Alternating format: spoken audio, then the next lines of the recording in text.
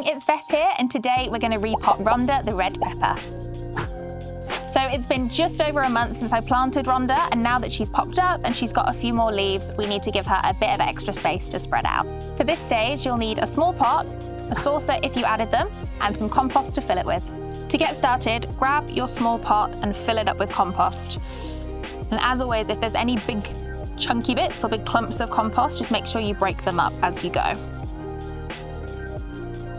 Like that.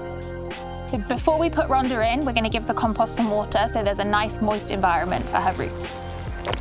So the next thing you need to do is make some space for Rhonda to go in. So we're going to make a hole right in the middle of the pot, and you need it to be about the same size as one of the pods of the seed tray, because we're going to put Rhonda, all of her roots and all of her compost in this hole.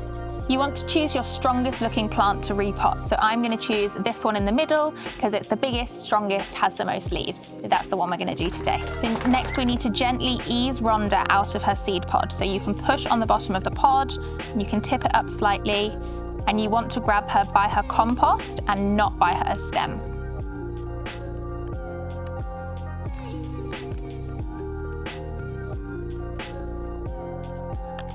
So there she is. You might see a few roots poking around the sides. That's absolutely fine. It just means she's ready to move up a size. We're going to gently put her in that perfectly sized hole that we just created and carefully fill the compost in around the edge of that hole. You want the surface to be nice and level, so at this point you might need to add a little bit more compost just to smooth it out. Remember to pop one of her stickers on.